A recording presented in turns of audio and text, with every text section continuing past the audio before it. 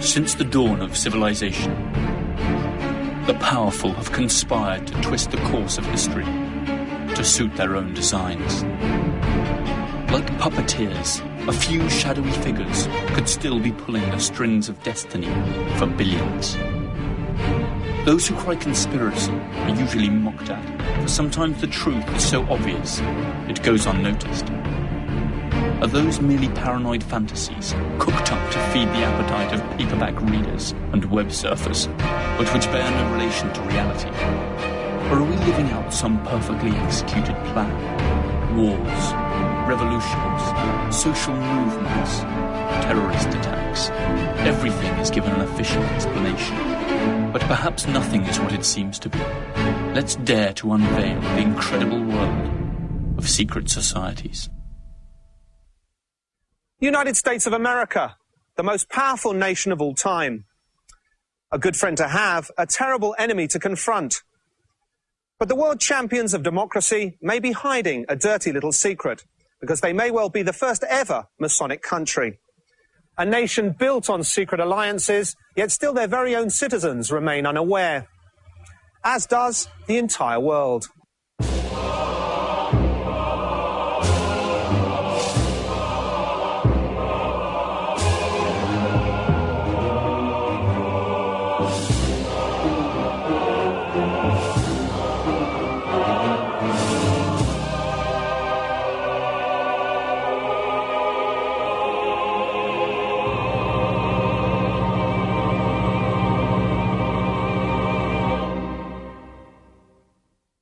Among those who instigated the American Revolution, the French Revolution, and the Latin American Wars of Independence, a startling number were either paid-up Freemasons or sympathetic to Freemasonry.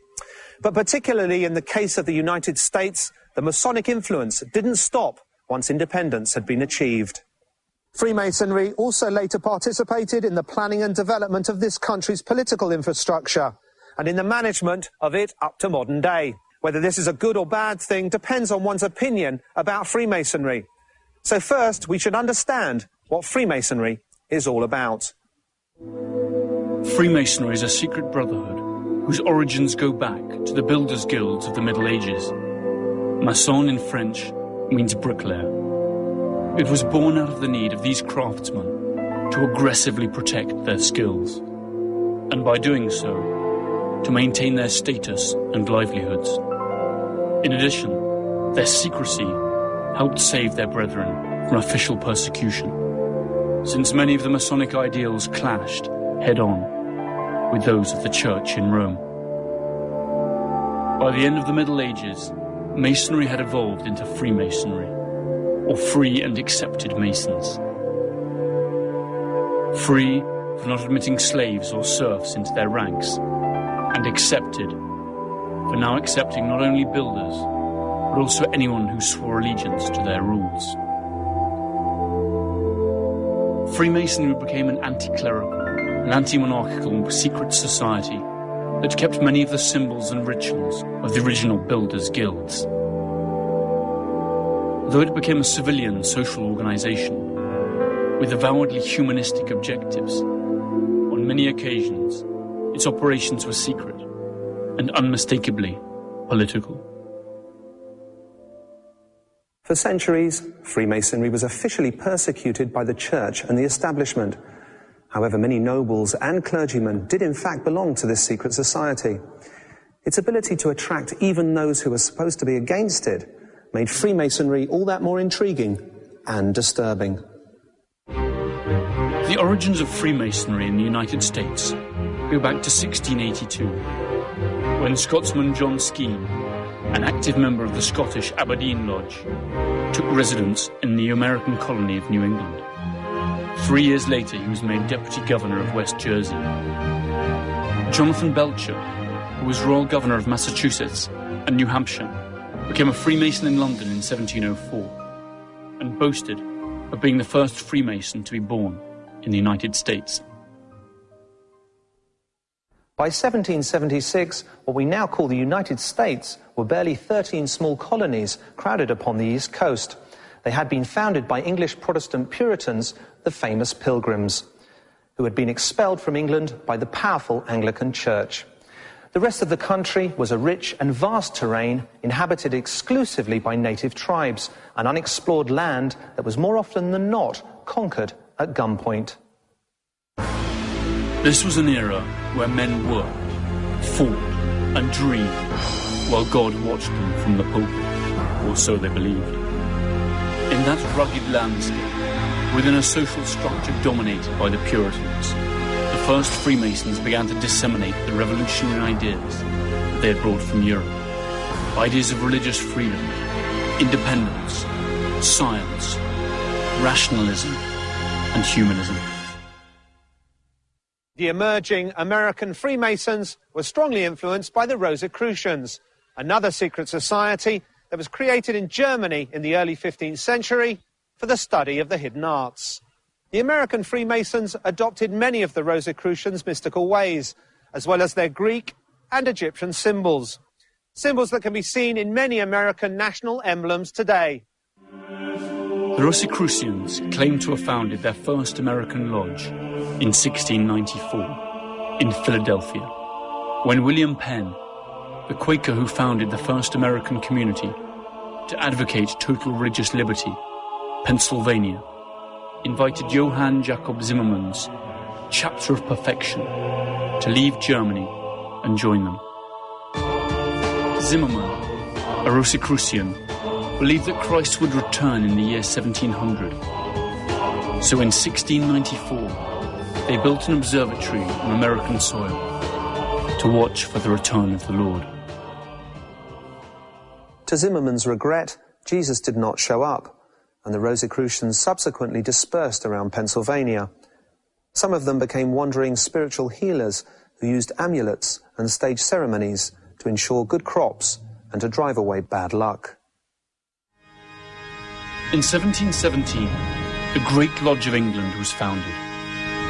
It claimed authority over all other lodges in the English colonies. But the American lodges rejected the right of the Great Lodge to exert control over them, and they did not recognize its authority.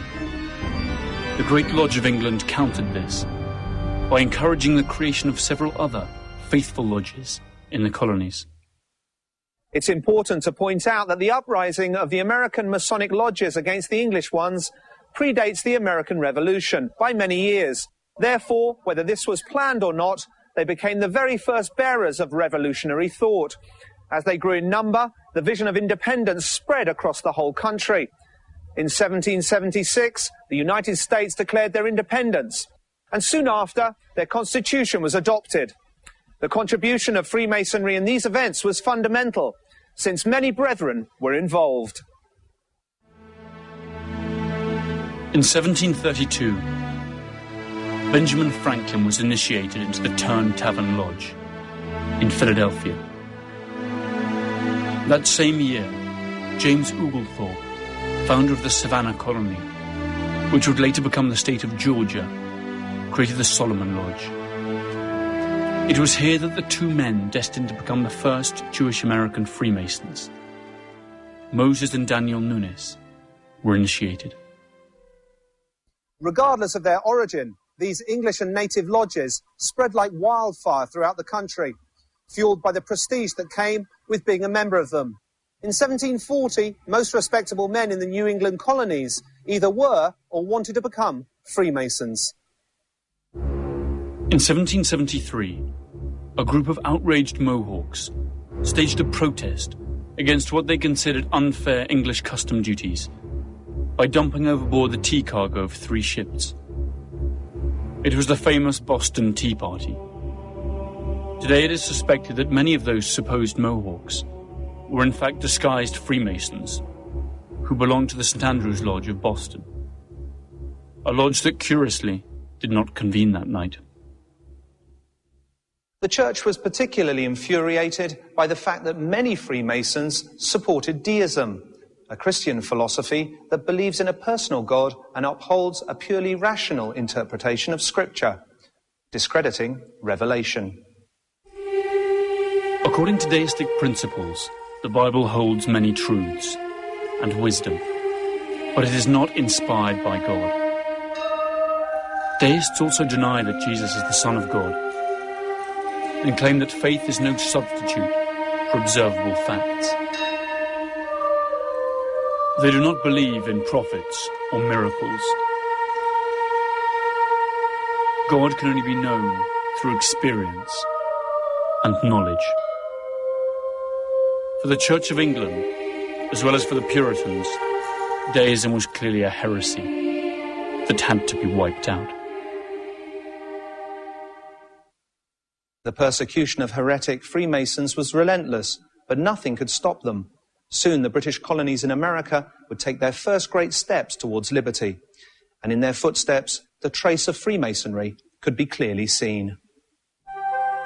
Freemason and revolutionary ideas blended well. Masonic principles chimed with the American culture of the era, steeped as it was in notions of fraternity, liberty, and equality.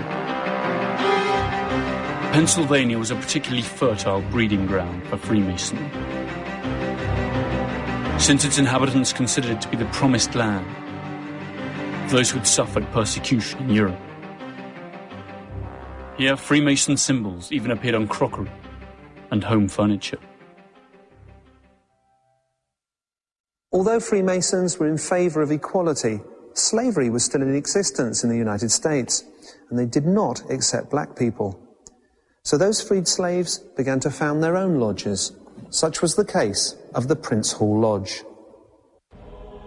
In 1775, while still under British rule, the most worshipful Prince Hall Grand Lodge was created in Boston as a segregated chapter for free blacks, named after an emancipated slave, Prince Hall.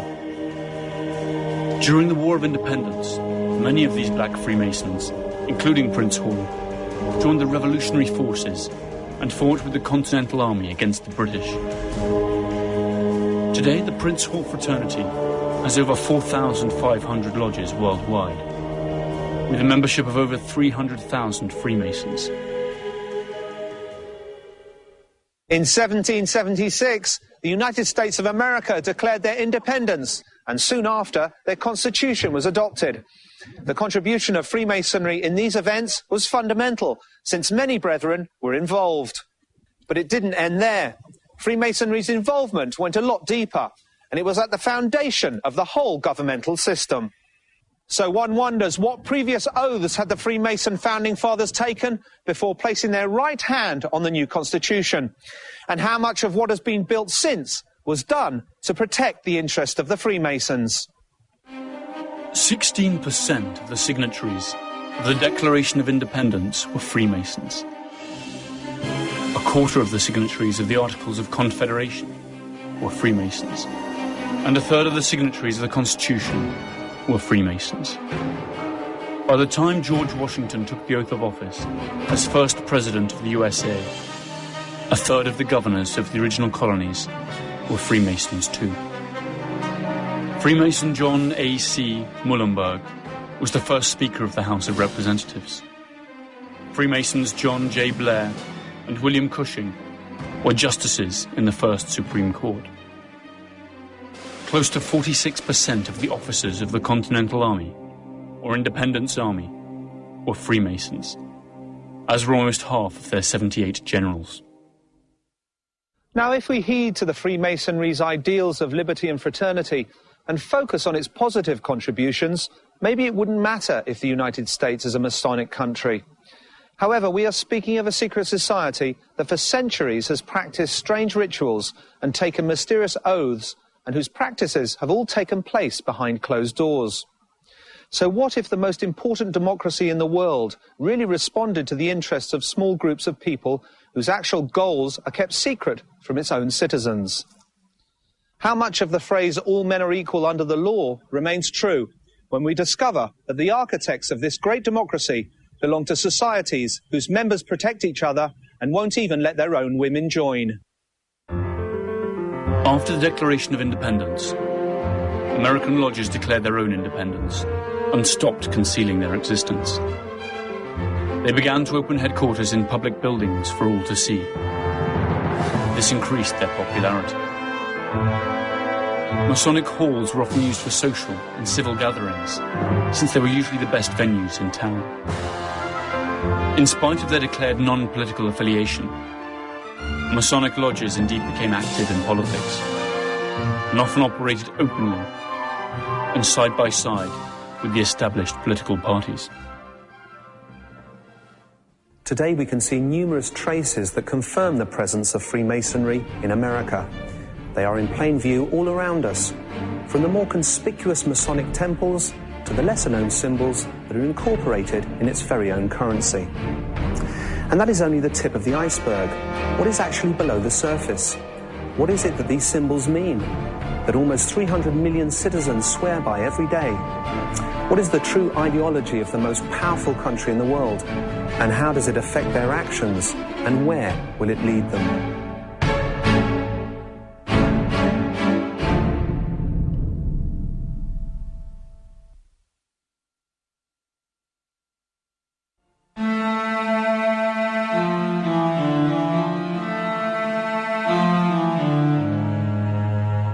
In the early 18th century, Freemason became particularly strong and influential in North America, where it played a key role in the creation of what today we know as the United States of America.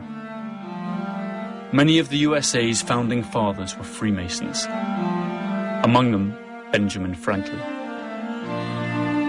Franklin was a printer, scientist, inventor, politician and diplomat. In 1726, upon returning from England, he founded his own secret society, the Leather Apron Club. He was later initiated a Freeman in a Philadelphia lodge and published the first American book on Freemasonry in 1734, the year that he was named Provincial Grand Master of the Grand Lodge of Pennsylvania.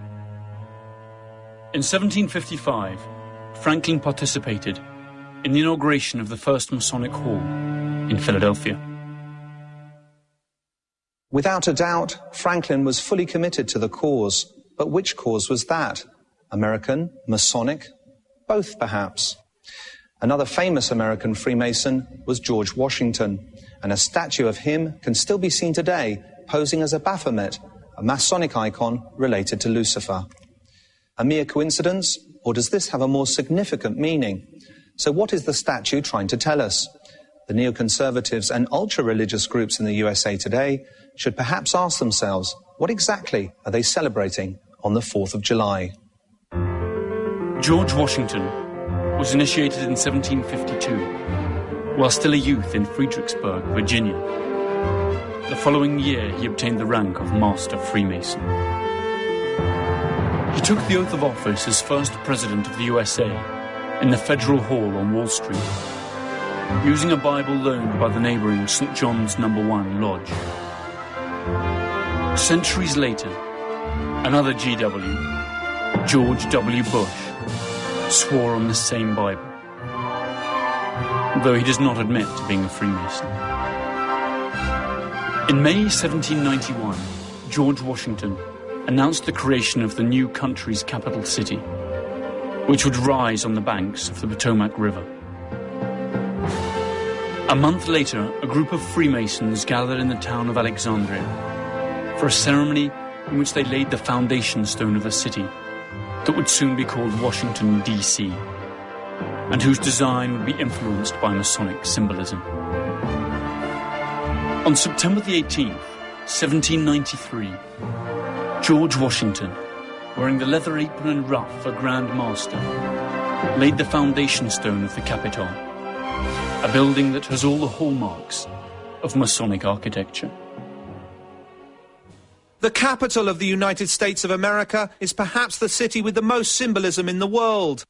The design of its buildings, statues and monuments are true to the Freemason principles upon which the city was founded.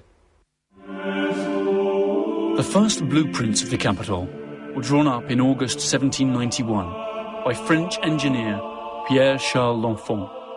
L'Enfant worked together with the American civil engineer and astronomer Andrew Ellicott, who charted the land in 1790 under the directions of Thomas Jefferson and George Washington. Except for Jefferson, they were all Freemasons. In L'Enfant's blueprints, the three most important buildings, the Capitol, the White House, and Washington's monument, the obelisk, form a right-angled triangle, where the hypotenuse is Pennsylvania Avenue, between the White House and the Capitol. The set square is the Masonic symbol, par excellence. It's worth asking why American symbols do not portray anything American. For example, the obelisk. Although it stands out in an unmistakable way, few question why this Egyptian symbol stands dominantly in the heart of the city rather than something a little more American. The answer is obelisks, like many other Egyptian constructions such as pyramids, are Hermetic symbols and therefore both Masonic and especially Rosicrucian. True to their origins as builders, Freemasons always gave fundamental importance to architectonic symbols. To this day, there are those who assert the intersection of Massachusetts Avenue, Rhode Island Avenue, Connecticut Avenue, Vermont Avenue, and K Street Northwest form a Pythagorean pentagram or five-point star, a design scheme which many evangelists and other conservative groups believe to be satanic. We can conclude that Washington, D.C. is, right from its foundational design, a symbolic evocation of Masonic principles. In the early 19th century, America was swarming with Masonic lodges, and their members were all important people in the community. Now, if the Brotherhood had done so much for the American Revolution, if their principles were so innocent, and they enjoyed widespread influence and social prestige, why did the lodges still remain so secretive? What did they have to hide, once free from the monarchy and the Church of England? Perhaps the many Freemasons that are studied in American history textbooks today could have provided us with the answers. In 1801, John Marshall, previously Grand Master of Virginia, was named Chief Justice of the Supreme Court. In 1804, Lewis and Clark, both Freemasons, left St. Louis to explore the Pacific coast, becoming the first pioneers, and in the process claiming land that belonged to Native Americans in the name of the United States, and presumably Freemasonry. Freemason Stephen Austin established the first Anglo-American colony in the Mexican state of Texas. Andrew Jackson was the first president of the USA to previously have been Grand Master of his own state. He was in office from 1829 to 1837. However, in this, its most active period, Freemasonry was infiltrated by a sect who had disturbing objectives, the Illuminati of Bavaria, who were, or still are, a mysterious organization who are capable of infiltrating one of the oldest brotherhoods in the world to manipulate it for their own needs.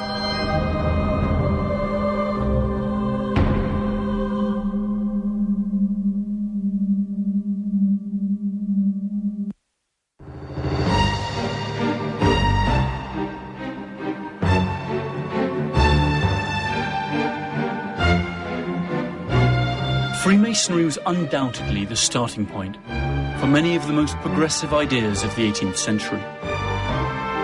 In the American continent, the old European Brotherhood found a fertile soil for its anti-monarchic and anti-clergy ideas to flourish.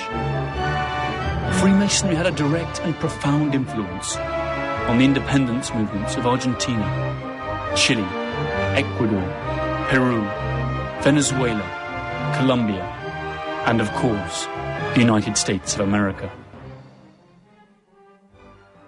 Up to this point, we can say that beyond the typical criticism, Freemasonry's role in American history was positive.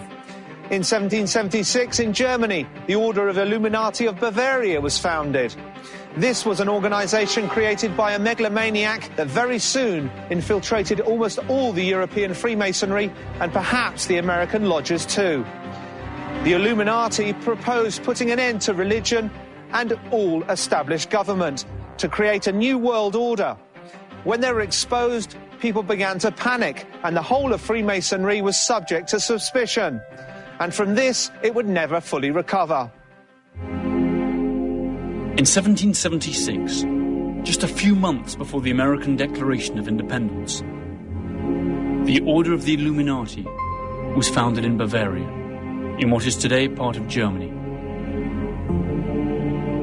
Their founder and driving force was Adam Weishaupt, an eccentric idealist and a true megalomaniac, who, inspired by the ideas of Rousseau, went in a quest to satisfy his own vaulting ambitions.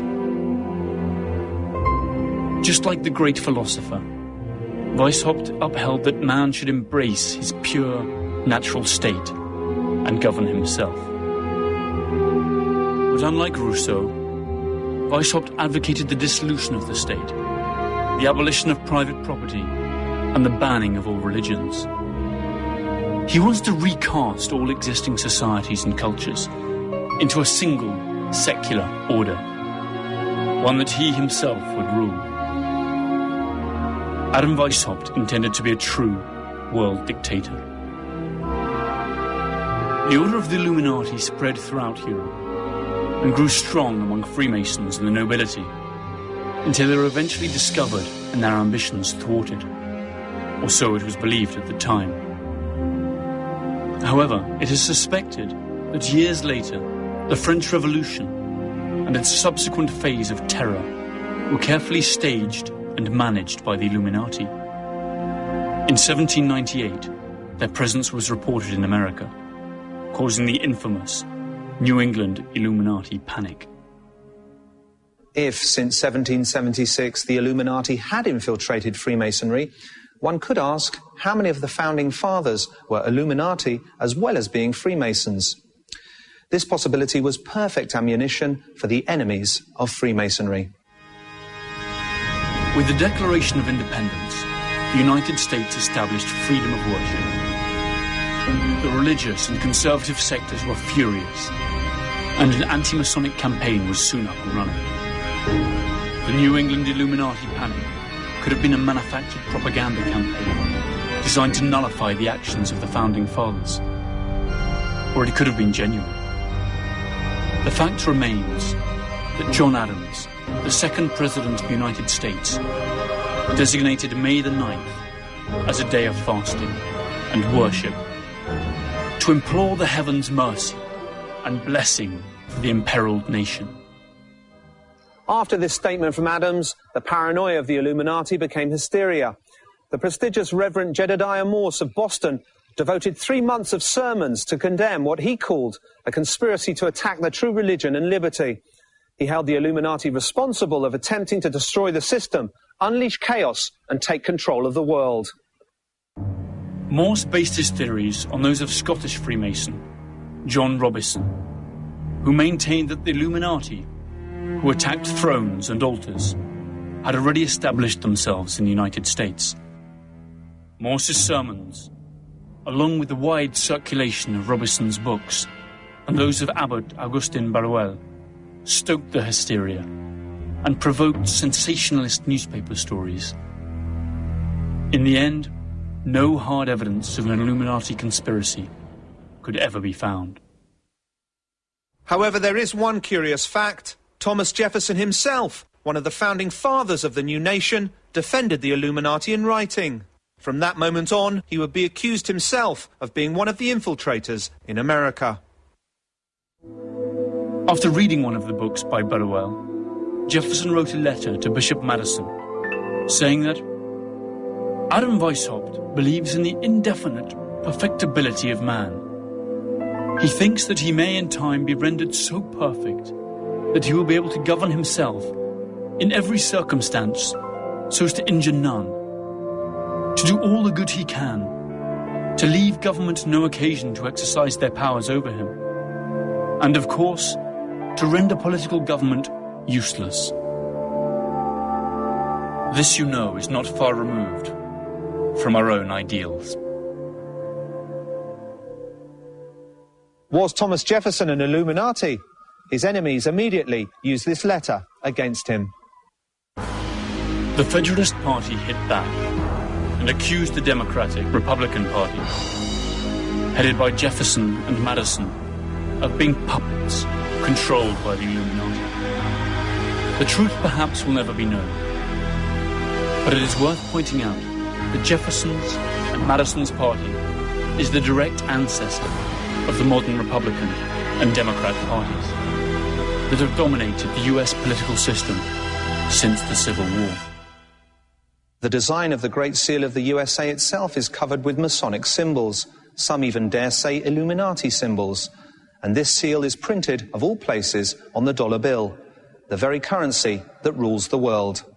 The Great Seal of the US was created in 1782, and due to its Masonic symbolism, it has been accused of being both Illuminati and Satanist by various conservative and religious groups.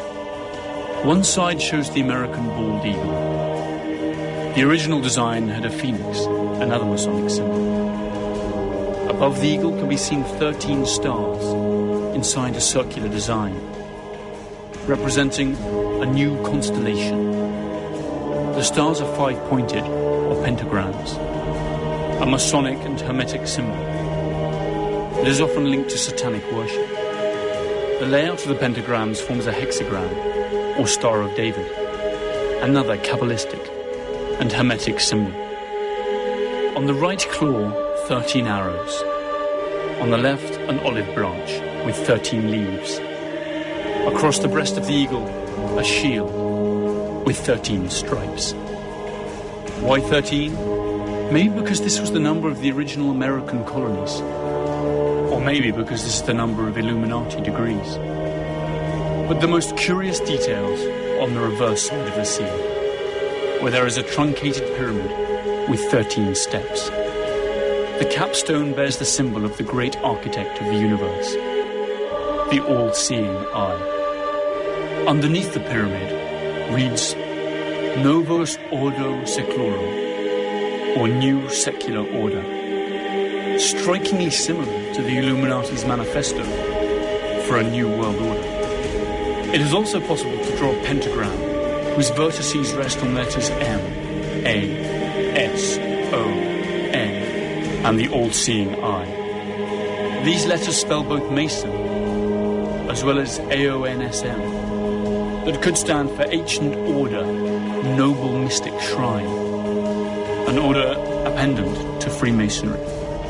The pyramid itself is a typical Masonic symbol. The year 1776, in Roman numerals, corresponds to that of the Declaration of Independence, but also to the year in which the Order of the Illuminati was founded. E pluribus unum means from all one, a phrase that has been associated with the Illuminati plans of world domination under a single government. What part of this is mere chance? How much just fantasy? And what is actually true? Who can say? Though we cannot forget that most of these accusations came from the ultra-conservative sectors, similar to those that still prevail in the United States today. People who are oversensitive, phobic and paranoid, and fans of the traditional sport of witch hunting. The panic generated by Morse's sermons finally dissipated, but less than 3 decades later, a massive anti-Masonic paranoia was unleashed, and this time its members would be pursued relentlessly.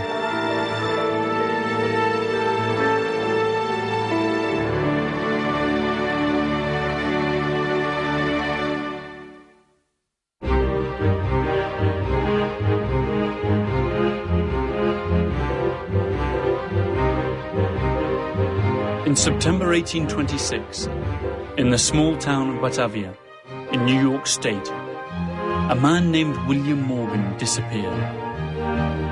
He was a former Freemason and a swindler who had threatened to write a book revealing the secrets of the secret society. Up until then, many anti-Masonic books had been published, but all of them had been written by outsiders. Morgan's book promised to be the first one written by an insider, and one which would reveal some of their deepest secrets. The Freemasons of Batavia first tried to burn down the print, and then managed to have Morgan accused of petty crimes. Finally, they abducted him and carried him to Fort Niagara on Lake Ontario, ordering him to cross the border into Canada. They said they gave him $500, a horse, and told him to head north and never come back. Morgan was never seen again.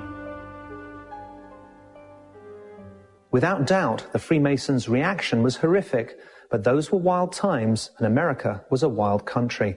Many suspected that the only journey that Morgan made was to the bottom of the lake. The fact remains that nobody saw him alive again, and the episode ended in a suspicious trial that unleashed the wrath of the population, and a witch hunt followed.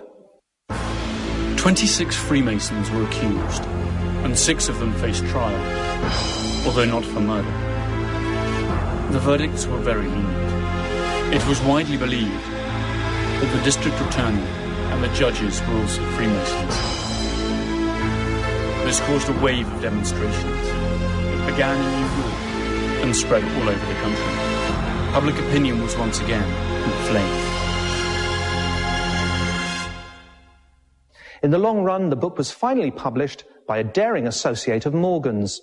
The paranoid and scandalous tone of the book made it an immediate bestseller. The average American already loved to imagine conspiracies and speculate about invisible enemies. Suddenly, the honourable and prestigious society became a sinister sect in the public eye.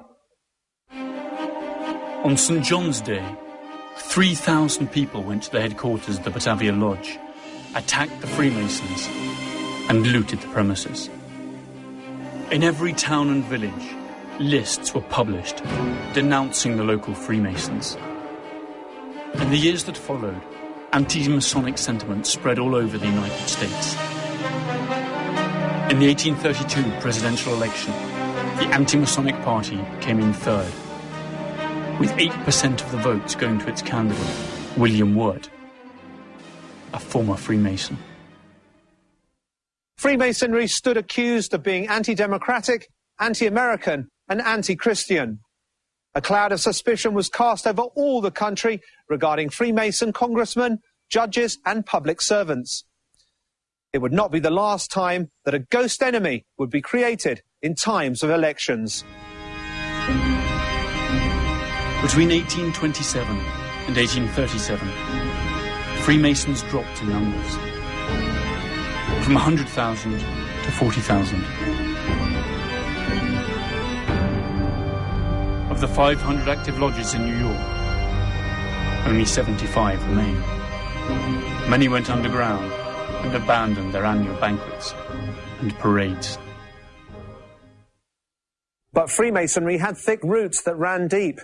In just a few years, thanks to a certain Albert Pike, it made an amazing comeback. And since that new resurgence, its members would once again reach the highest positions in American society. Albert Pike was a brilliant intellectual. In 1850, he was initiated into the Western Star Lodge, number 2 of Little Rock, Arkansas, and went on to accumulate more than 130 Masonic degrees. It has been said that Pike was an Illuminati, and also one of the founders of the Ku Klux Klan, though there is little evidence to support either of these claims. It is also said that together with Giuseppe Mazzini, a great Italian Freemason leader, he had planned 3 world wars, at the end of which the Illuminati would take over world power. This assertion is also unproven, but quite popular in websites and books. Pike brought about a Masonic resurgence through many union-like fraternities and other forms of Masonic social organizations, such as mutual benefit funds. These became prosperous business ventures, quite popular with the American middle class, and made Freemasonry popular once again.